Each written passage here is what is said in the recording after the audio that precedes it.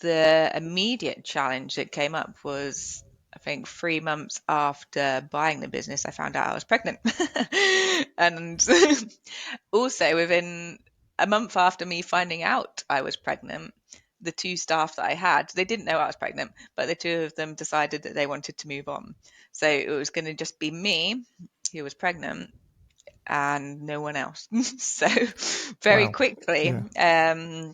I had to think like a managing director and like an owner about what resource I actually needed, and to do a very small, albeit, but a restructuring of sorts to factor in the fact that I would not be there as owner for a couple of weeks, essentially. That is quite a lot to take on within a 3-month period. It Um, was. It was.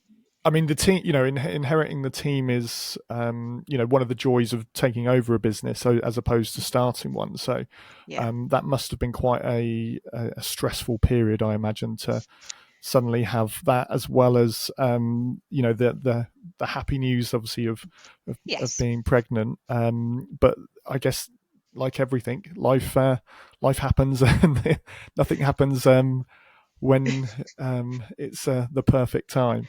No. So obviously you've now got to a point where you had to recruit new people.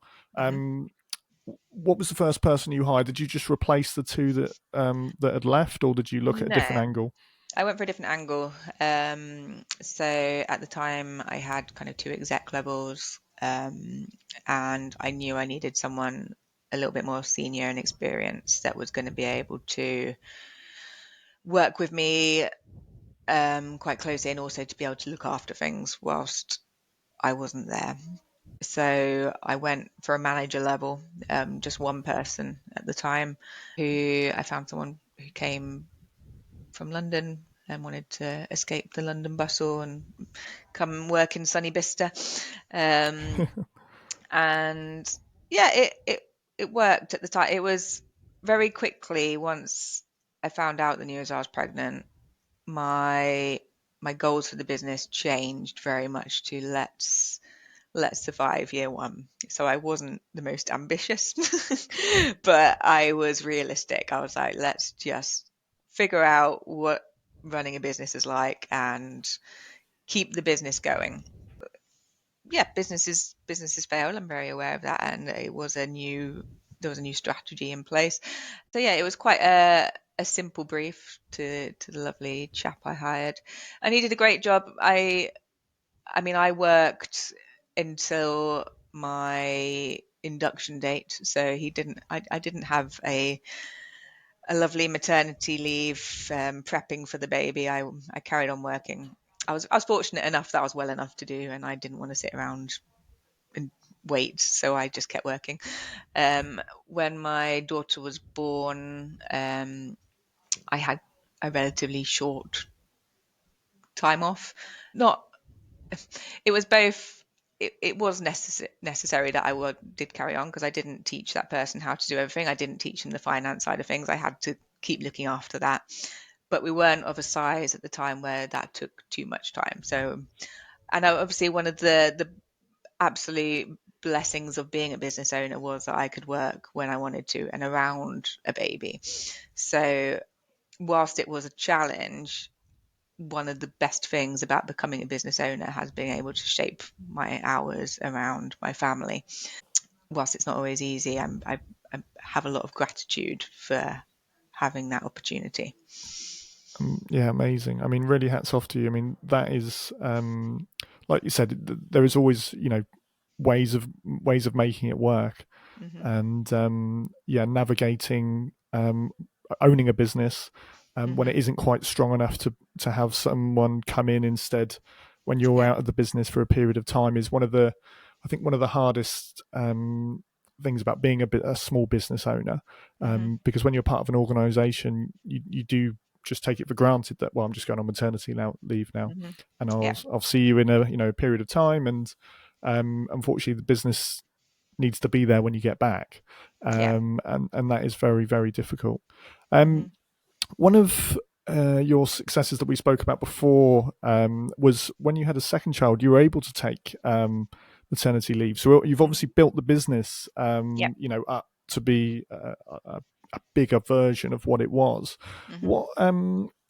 What did you learn from having your first child that meant that by the time you had a second child, you were able to take that maternity leave? I'd learned what I could offload to the team versus what I could pull in as external resource. So I had different suppliers that could do more with the accounting side of things, like obviously the bookkeeping I'd already got rid of. I'd figured out the numbers. I trusted someone else to look after that. I had trained someone on my team up to handle the invoicing side of things, so I didn't have to worry about that. Um, I had stepped out of day-to-day account management. That was a real big difference, actually. First time around with just me and one other, I was still heavily involved with client delivery. And one of the scariest parts of the first time round was telling clients that I was pregnant, because I didn't want them to panic and go, oh, she's not going to be managing my account. My account's going to stop working. No one's going to be looking after it. That was never the case because I had the other chap there to look after it. But this time round, I wasn't their day to day contact. Me disappearing really had no impact on any of our clients. Getting out of the day to day operations was the biggest shift that allowed me to take that time off. And yeah, that kind of, I had quite a big gap to get to that point from the first time. So there's a 4.5 year age gap between my girls. So I was able to bring in the team, and always getting out of working in the business was kind of my immediate goal after, well, as I started to take on more team members, because that's what you need to do to grow it. You need to have someone working on the business. That's what every good business coach tells you. It's what I've seen other successful businesses do. So yeah, just getting to that point made all the difference second time round. Yeah, I think that's a true sign of an entrepreneur, essentially, when you're able to vision that you can no longer be in the business and you have to Mm-hmm. build the team to make it possible for you to work on the business Mm-hmm. the vast majority of the time, if not all the time. And Yeah. that's when the business can live without you. And once you've got to that Mm-hmm. point, life, I wouldn't say becomes easier because you've got a team to look after, No. but it, Yeah. it's a little bit easier, I guess. It's an interesting chat because I've got to this point now where I'm still, my second daughter's only one, so I'm still not working traditional full time Monday to Friday 9 till 5. I'm actually only in the office 3 days a week, 3 mornings a week, in fact.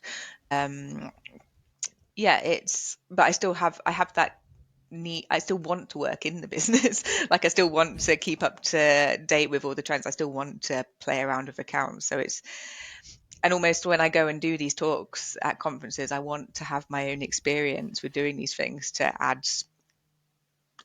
some kind of real value to those talks. So it's an interesting dilemma because I still want that experience and I still want to know everything, but actually focusing a lot of my time working on the business, it's quite challenging to find the time to do both. So it's an interesting dilemma as you get into that space.